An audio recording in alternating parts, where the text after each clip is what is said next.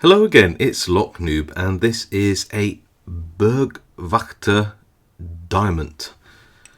And yeah, this is a real pain of a lock. It really is. It's made very well, and it's got great tolerances, meaning that it will keep dropping spools and pins, and the bitting doesn't look too bad, does it? Apart from the fact that when you consider the warding of this lock, and I've got two little marks there to show this is exactly sort of center, you can see that the warding is really quite paracentric, and there isn't much space between this warding ledge here, just there, which is equal to that cut on the key, and the low pins there. So you need a hook short enough to be able to reach round without the shank oversetting pin 4. This is a 6 pin 1 2 3 4 5 6 pin key, so it is really tricky. In fact, the only way I've found to pick this is to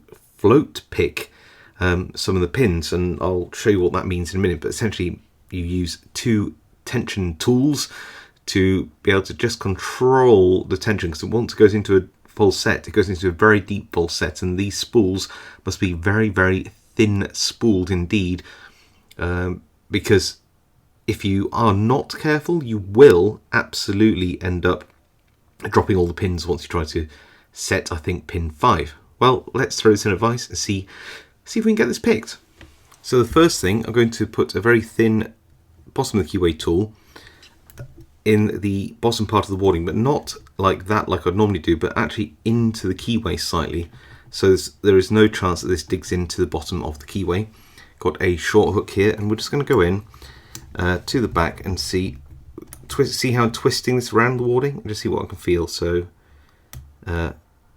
pin 4 little click, 3 little click,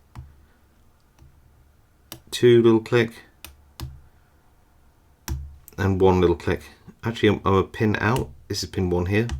There, very subtle, and you might have just seen some very slight counter rotation as it just wobbles between, I can only assume, some spool pins as we go across. So to the back again, that's 5, nothing on 4, more clicks on 3, this is 2 again, and a bit of counter rotation on 2, and nothing on 1. Now I'm going to use a very small half diamond, and you can see that small half diamond is getting stuck because the pins are very, very low sort of set in this lock.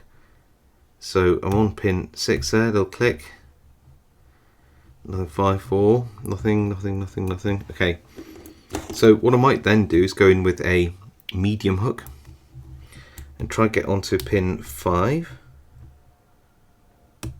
You hear a little click on pin 5, 2 clicks on pin 5, but that pin's gone springy, so I'm not happy with that, having picked a pin. So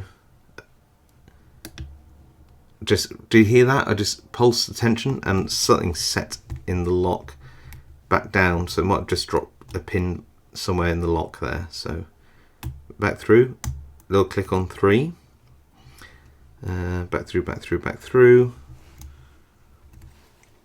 and might go back to that half diamond, see if I can get pin 6 at the back. Yeah, binding now, but not. So I've got a little click on pin 6, and 3, and we're into a full set, a very deep full set. Can you see that now? See how that marker was at exactly 12 o'clock, and now it's just moved to about this angle. So what do I do then?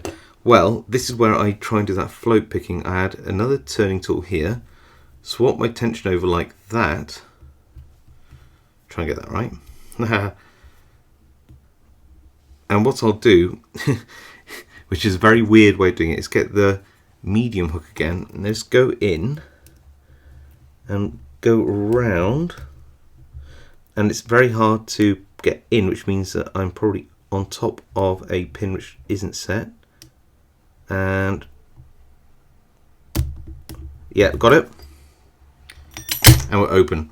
So that is that's float picking. So what we were doing is we were controlling the tension so I could move it subtly. Doing C here, let me move it up. So I was able to subtly move it just so that it was going to allow me to set that spool, and we are open. So very few locks I pick require sort of what we call float picking or float tensioning to get open, and it's only because the difference between that position there roughly and being able to set the spool is about there, and you've got to do it before all those pins reset, and then you can turn it open. So very cool lock. It's actually taken me a couple of hours to figure out how to pick this lock. It hasn't been a huge amount of fun. I've tried all sorts of techniques, but we got there in the end, and yeah, by fair means or foul, we got the open. So there you go, the Burg Wachter Diamant. Hope you enjoyed watching this video. If you did, leave a like. If you have any comments, leave them below. I do read them all and reply to as many as I can. If you haven't subscribed, now's a great time to do so, and I will see you all next time.